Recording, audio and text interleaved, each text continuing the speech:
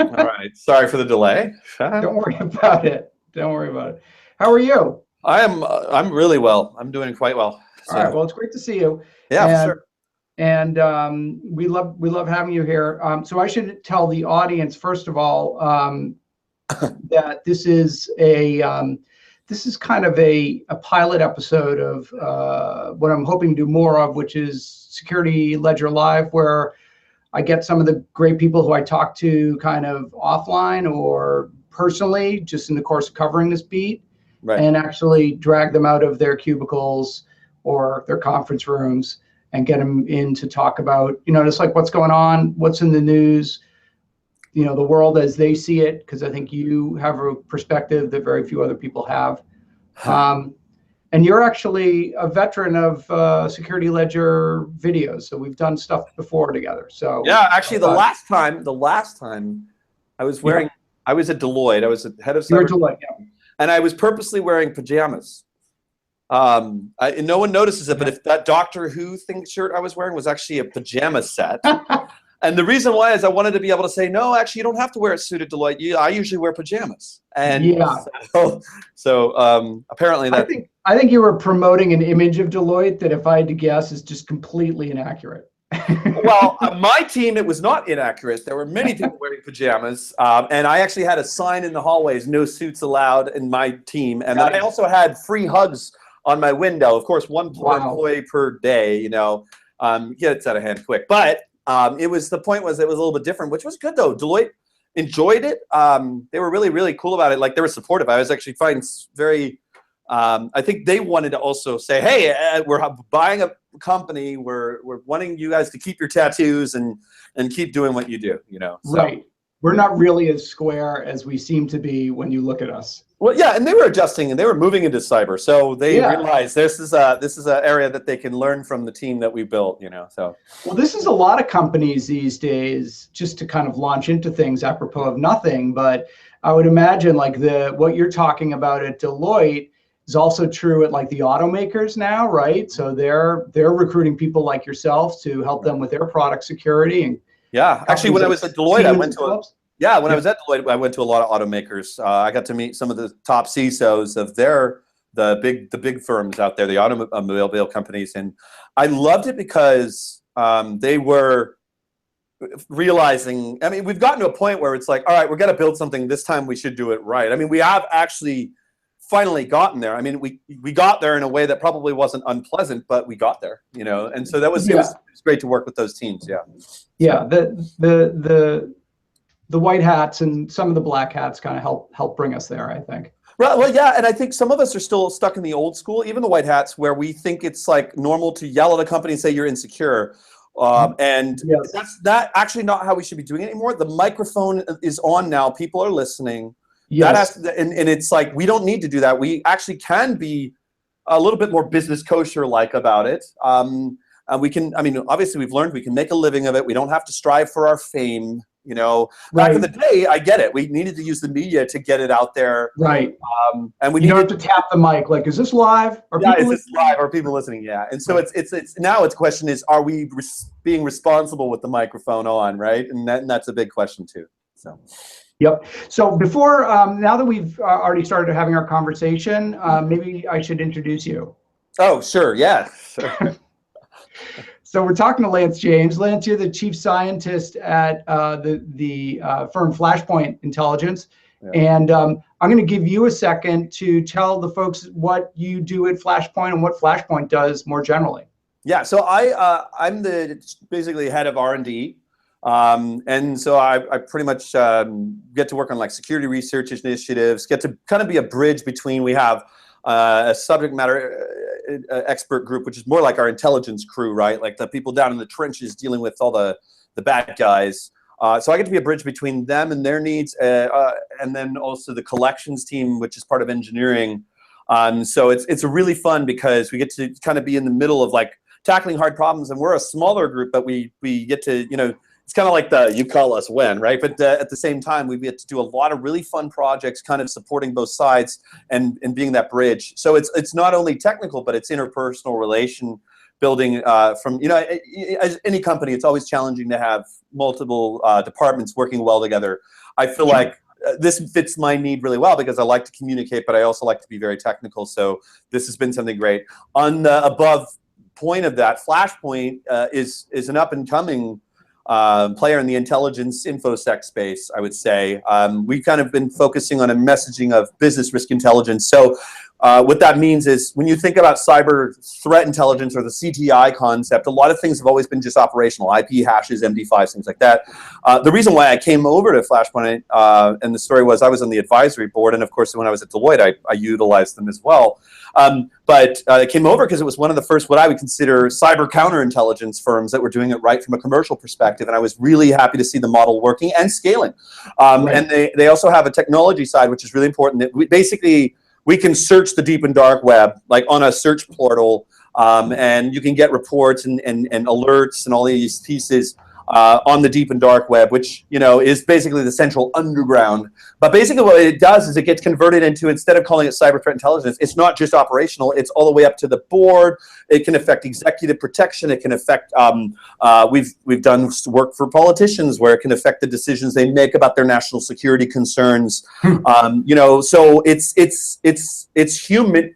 It's cyber human done really well so that it can go upward and then it can also go back into operational. So it kind of meets, if you thought about it from a hierarchical concept of threat understanding, you got network indicators, host indicators, you got what I call little t threat type concepts, which is this guy used a Zeus software with this MySQL and these tools, and you build your TTPs, and you have your big T, which is this is APT 28 or this is anonymous or whoever, right? And then you have actually attribution. So when you think about it, people need to make decisions in intelligence. We've talked about this the last time. And so what this is it gets it to it where all of the pieces fit together finally. So it can start with humans, that human level, but it can all go all the way down because we obviously do malware analysis.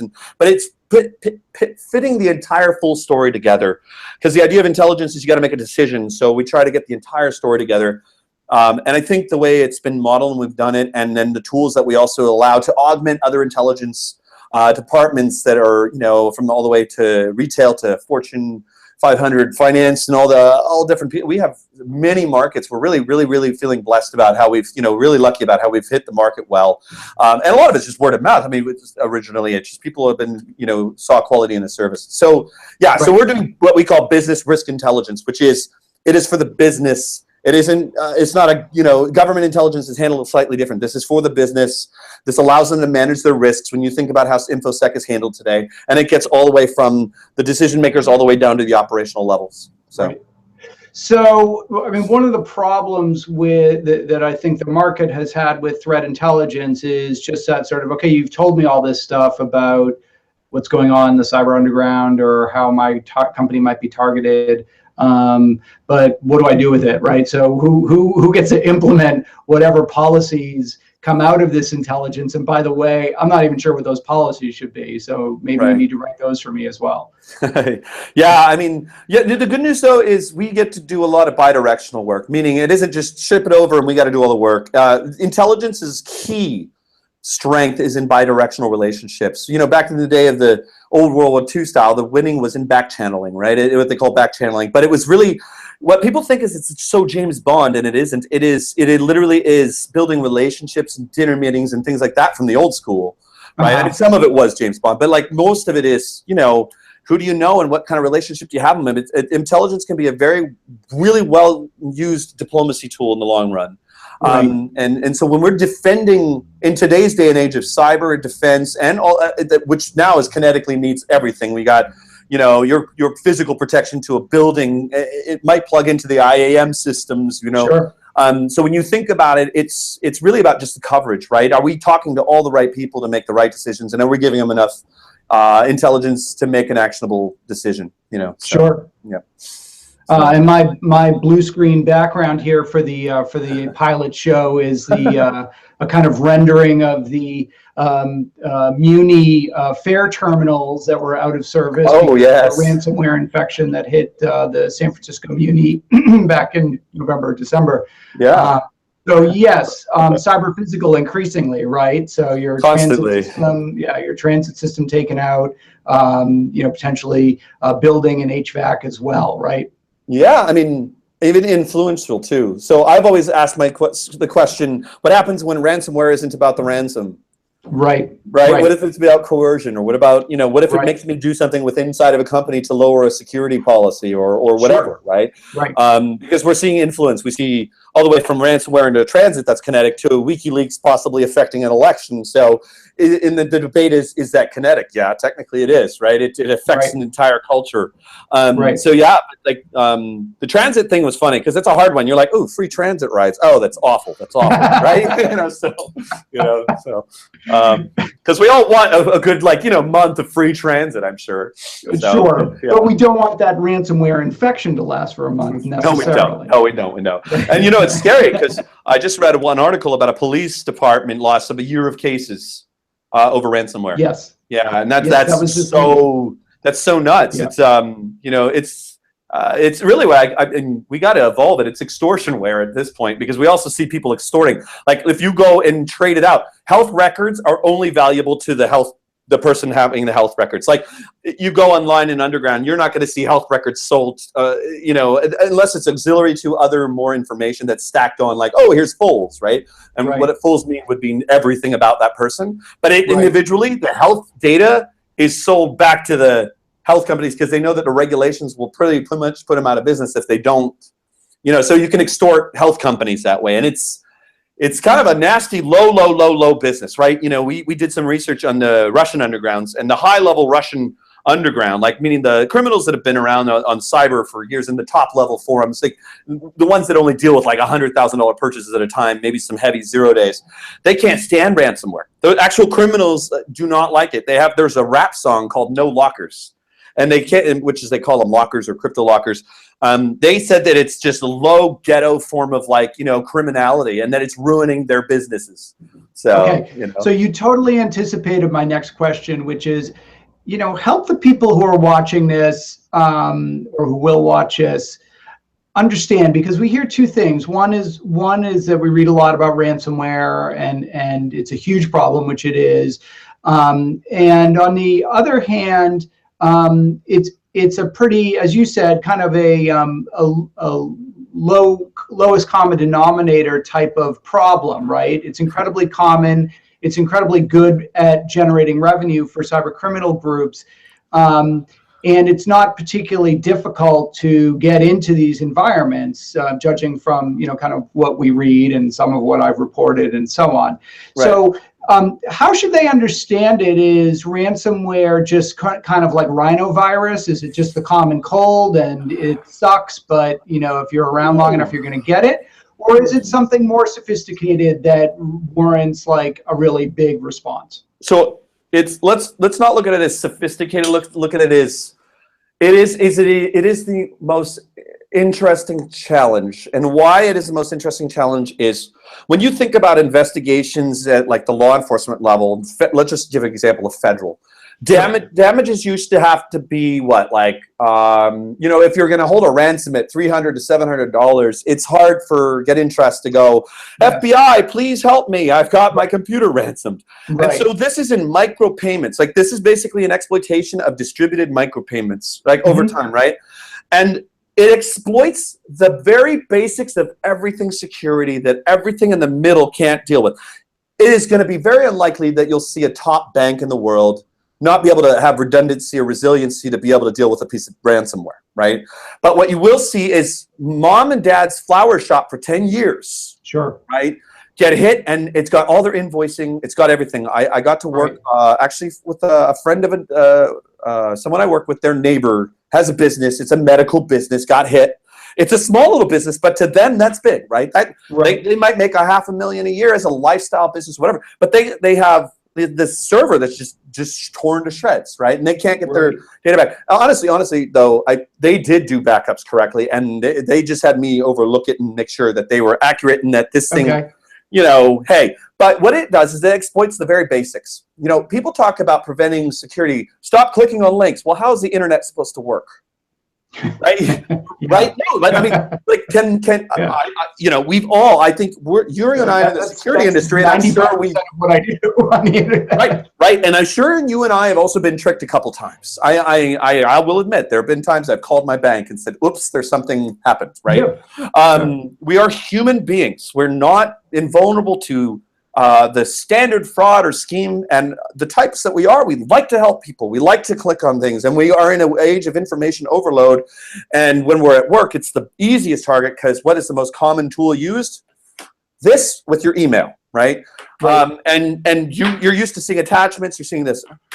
So it is literally it's taking advantage of the way that everybody gets in. A phishing email that looks legitimate and gets in. And they play the number games. They played what phishing was years ago when it was just shoot down everybody, hit everybody as much as you can and get the 10% or the 1%. And that's still millions of dollars for them. So you are challenged that, remember, phishing never was really solved, right? We never really solved phishing because it exploited the fact that it exploited the human. Yeah. So the measure in ransomware, or spam for that matter, right? I mean, exactly. Spam is finally getting to the point it's harder to get in, but you know, again, like these lockers don't have to, like they don't. Yeah, they have enough numbers. Now the thing is, when you do targeted targeted ransomware, like you hit a health company or doing this, it becomes even worse because now you have the technique that APTs used, which is a spear phishing technique.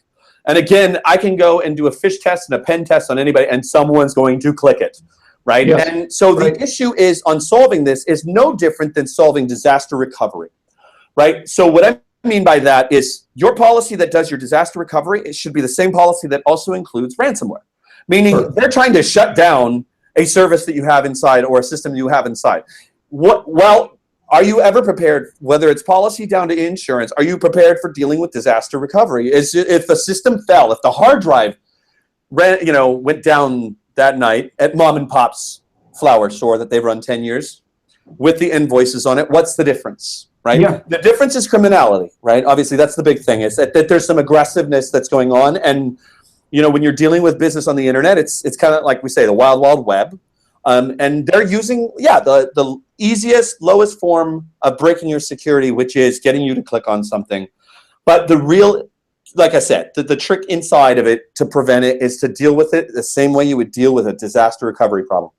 And so, yes, it will become common. But what will also become common is people, like now that we have the media, like we said, the microphone's on, what becomes common is that we start going, oh, shoot, my friend just got, it becomes like, oh my gosh, my neighbor just got hit with ransomware and his business is like how, shoot, I got to start doing backups. So the good news is it'll spread fast enough that people are like, okay, that's not going to be an issue for me, right? And so the good news is the education is easier this time around than it was with phishing. Phishing, it was an uphill battle. Right. Today, it's not about passwords, it's about your data, and data is bacon, right? Information and content is king, the currency. And everybody loves bacon, man. Right? Everybody loves bacon and everybody values bacon. No matter what business you're in, content is currency, right? Yeah. And so health records down to media, you're down to personal letters. I mean, everything is about data these days. Yeah. And you know what? People are becoming more conscious. I know a lot of people that use Signal. Is it perfect? No, none of these crypto systems are perfect. But people are becoming conscious. It's a new generation. It's for sure. Yeah. Well, I mean, with what happened in the election and so on. I mean, right? People are becoming conscious. I mean, what always struck me is the brilliance of the evolution of ransomware. And again, ransomware in various forms has been around for a long time. But I mean, one thing I think that cyber criminal groups really figured out is we're stealing all this data, and then we're kind of going out and trying to fence it to other criminals to do something with. And that's like a real, shot in the dark. You got to find the right guy, and the data's got to stay fresh, which if their credit card numbers are not. So they kind of figured out brilliantly that the people who really are going to pay to get the data are the people who you just stole it from. And that for those people, the data has intrinsic value, and for everybody else, you've got to sell it, basically.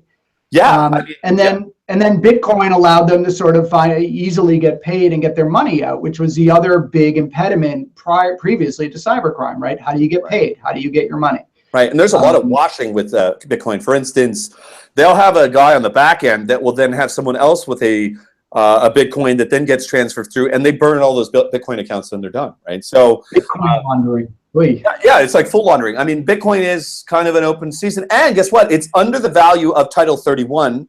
So when you think about SEC exchanges and all that, the Title 30. So for the audience, Title 31 is an anti-money laundering. You'll see it in casinos. If you've ever won more than $10,000 at a time in a casino, whether you come in with 10,000 or leave with it, they make you sign a piece of paper that notifies DHS and the Treasury Department that this came and changed hands.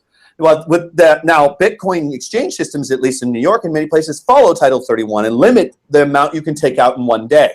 But in a ransomware, $300 to $700, you don't even need ID to get that kind of money transferred out, right? You know, and there are people out there, obviously in the underground, that'll just transfer it out for another nominal fee. And when you're collecting pieces in mass, it becomes very easy.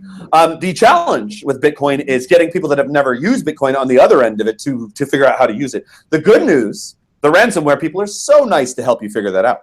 So, you know. Should people, not to be too pessimistic, but should people just have a Bitcoin wallet ready in the event that something goes bad? I've never encouraged paying for it. I've never encouraged paying. You pay for it, they come back, right? So the idea is just get backups. I mean, honestly, just remote backups. There are multiple companies that do this, and I don't mean like the Dropboxes, but like I use, like personally, and I'm not trying to promote it, I use Spider Oak because it also has encrypted zero knowledge backups because I'm a paranoid son of a gun. But in general, there are multiple pieces of software that are very easy to use. And if you feel really paranoid, have multiple backup stations, right? You have one, they're like $5 to $10 a month. We spend that on our Netflix, right? You know what I mean? So what I'm getting at is that it is $20. You got Amazon. Yeah, $20 a month, which is in some ways long-term. You know, it's like insurance, and assurance that you know, hey, because like for instance, what I love about Spider Oak is I pay them like I think $10 or $15 a month. I get the encryption, but I also get as many devices I want in 5 terabytes. And I know that anywhere in the world, I'm not worried about it, because if you damage the one device, I just go over to the other and I got it.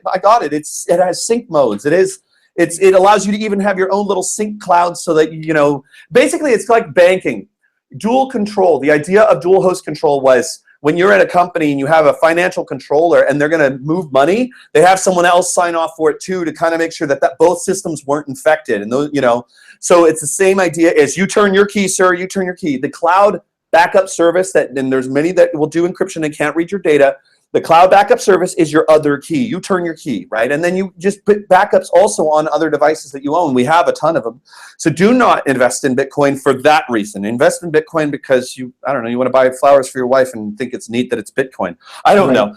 But the point is, you know, whoever has their good reasons for using Bitcoin, sure, I encourage Bitcoin.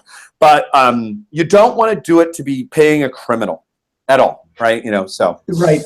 And you know, had something to say, and then it just no, sorry. I'm just kidding. So, and also the external drives, external backup drives are dirt cheap, right? And you can password protect them, so you can lock them down. Yeah. Right. You can encrypt them, you can protect them. They're dirt cheap. So both cloud and physical backup. Just remind yourself to unplug that physical drive, because of course the ransomware will just encrypt that also. Yeah. Very interesting. So talk a little bit about what's going on right now where you are and in Flashpoint's labs, and what types of things are you seeing kind of popping up on the radar? We talked a little bit about ransomware. Ransomware seems to be like herpes or something. It's just, they're everywhere. But it'll go away. It'll go away. We do this right. It's an ecosystem. We have a better ecosystem. They'll stop with their ecosystem. Yes. Unlike herpes, it will go away. Unlike, yeah. Well, if you stop doing things that'll get you herpes, I'm sure that'll go away too. So it actually, so one of the things last year, it's a growing company. Last year I got to do a lot. I mean, here's the cool thing. I'm going to brag about Flashpoint on a personal level for me. Go ahead. So I was at Deloitte, and I loved learning more about leadership. Like, you know, that I'd say that Deloitte helped me mature in that area a bit more, right? And I look back, every time I move in my career, I look back at, okay, what could I have done better? things like that. Now, Flashpoint is a place that the leadership, it's working with them is just amazing. They're trusting. They don't have some leadership, they hire you, but they don't necessarily trust. They hire, the reason why we got so much top talent is because they hire those leaders or those top talent people and they trust them. Like, just boom, you do your thing. And the leaders are there to organize the talent and make sure that we're focused and things like this. So that's been great. But also on the other side, it's stretched me. Last year, I had, working at Deloitte, I hadn't gotten to like code the way I've wanted to in a long time. And last year, I got to technically single-handedly help write a product that is now, obviously properly in the engineering process and all the stuff and everything like this. But I hadn't got to like stretch myself technically in a long time, other than just being leader of technical people. And, it feels good when you were originally a technical person, you got to a leadership and then you want to still go, I still got it, right? And so that was nice. But Flashpoint's working on, in the research world we're working on, one of the things we're doing is, like I said, we're bridging collections and analysts' work. It's like analysts find cool stuff all the time. There's a hunt team. And so we're supporting that hunt team and taking that like further out. So some of the stuff we've been doing is, you've been hearing about Mirai, right? Mirai and the DDoS. Yeah, you guys do IoT a lot of stuff. the interesting research, a lot of the foundational public sector research anyway on Mirai. Yeah. So yeah. Well, so we actually were the ones that figured out it was Mirai, and not for bragging rights. It was just, we got lucky. It's all about time and place and what we're looking at. And the team that I get to work with is a combination of, the SME team as well as my team, that they're just wonderfully smart about this stuff. And they're so focused on like this cool stuff. And the research that's been going on, it is just, we've been monitoring it for a while. So we got lucky because we're like, hey, we know this one, right? And so putting that together, and like I've taken that back into research to start working on, bringing that into something we scale and we can continue to monitor and like as things come on. So we built kind of an aggregation system to manage it from a scale perspective. So because what happens is the SME and folks, they'll be doing it on their own stuff, and because we support individual research, it's great, right? But then also as they're doing that individual research, like I said, we want to bridge that, and that's so what now we're doing is focusing on making that a prototype ready for engineering to then put in our data pipelines and just push and collect this information at scale. So we built that out, and we're able to monitor this stuff. And so research has been kind of the investment to that area, right? And so obviously, and we're continuing to further that. I've also been doing a lot of peer-to-peer research. I as the founder of I2P, I've also been looking at how it's doing. Also, are there areas of weakness that we can let the I2P folks know, but also how's the network looking? Are there bad guys on there? Are there one of the things that's neat about I2P is they the developers don't want bad guys on there versus they support anonymity, but it doesn't mean you have to be a criminal about it per se. I've been doing a lot of peer-to-peer open source research on different networks that are starting to use the blockchain and crypto and systems that use like BitTorrent type things. So everybody's going to try to build these systems off blockchains like the Merkle root and BitTorrent, and the systems are fast and they use crypto. So I've been doing a lot of research just on like what those are. Are we seeing bad guys on them? What can we know about these networks? And a lot of them are freely open, meaning that they're not trying to hide anything. They're privacy apps in the sense of like, if you have email, it's private or whatever on the systems. But in general, it's mostly publishing content, availability, and distribution. So just learning about that stuff, both its strengths and its weaknesses are very interesting to me just from a security research perspective. But it gives us, there's new areas of the deep and dark web, right? That's especially in the dark web. So we've just been kind of doing a lot of research on peer-to-peer networks, being able to support, monitoring of that so that we know if there's bad guys for our clients on these new networks. So I get to like go through the open source code and really kind of like look into it and go, oh, this is really neat. Technically it allows us to like understand what's going on. So I don't have, we're not like doing anything that's actually invasive. It's actually the most of these peer-to-peer networks are quite welcoming in some senses. So it's not us having to nefariously push. So, sorry, I can't hear you. Yeah, they're really at the end of the day just platforms to be Yep. used, however you will use them. And Right. while they might enable criminal groups, they might Right. also have civilian applications as well. Oh, This yeah, is it's like gloves, right? We use them for right. like keeping our hands warm, and some people have used them for nefarious activities. That's going to be a big issue in Washington, D.C., I expect, around Uh-huh. encryption and backdoors.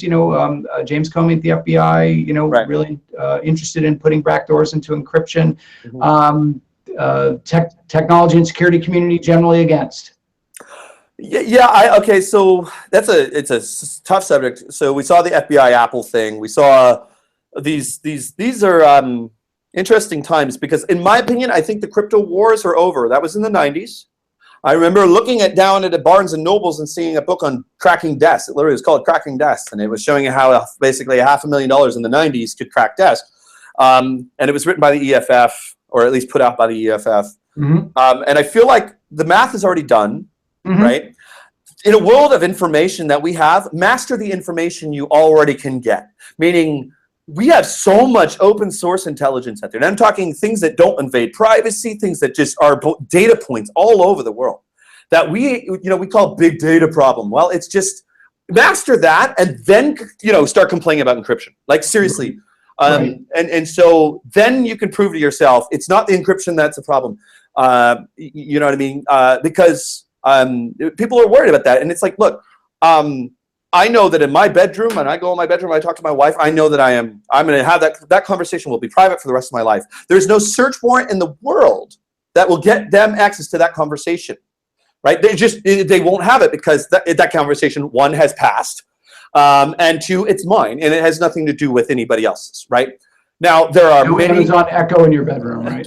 We don't have one at home. My wife was uncomfortable with the idea, not me. And those are personal choices to have your levels of privacy, right? Yes. I mean, I don't want my wife going on my phone no more than I want her going on her phone, me going on her phone without her permission, right? Right. That's just individual privacy. It's an assault to us otherwise. So that is, I think we can all agree upon from a privacy perspective. We like that. We agree on that. I also think there's some extremisms going on. There's privacy extremists, like the concept of like WikiLeaks claiming privacy, but then putting all your data everywhere. It's a bit of a, reminds me of some issues. Like, it doesn't make sense to me. It's like you're still creating an illegal act to do, and so there's the extremes that we've seen. But in the general sense, I think when we look at it, there are many data points that we can use on investigations. And again, law enforcement and intelligence, they have to have evidentiary burden, so they don't just knock your door down, right? That's their job, is to come up with a clear-cut analysis of competing hypothesis, probabilistic evidence, all the way to the point that we have more than circumstantial, and then they can knock on your door and say, hey, we have a search warrant, right? So in that sense, I tend to believe that, look, these tools are not going to be the problem. It's us just dealing with all the information, all of these things. But, there's a lot of information that, like, on the signals of the world that we don't need to worry about yet, that we still need to be collecting before we even get to that. As I said, if you can master the other information, then talk about crypto. I think this is not a political debate. This is also a bad debate to do when in front of everybody and show people you're afraid of crypto. From a counterintelligence perspective, it's not a good idea to say, hi, the US government is afraid of crypto. Because what you're doing is getting it on mass media, and now everybody knows what this tool is, including our bad guys, and it's only encouraged them to go there, right? So it's just, unfortunately, that is just how it's gone. There's a lot of political theater going on, and people are reacting just to the information overload, and that's really what it is. It's not anything else. Our world has changed dramatically. We have the internet. We have televisions on our bodies. We have all watches that do the same thing. We have all these things, and it's happened so fast. Humans evolve every 10,000 years is the adjustment time usually to evolve to something.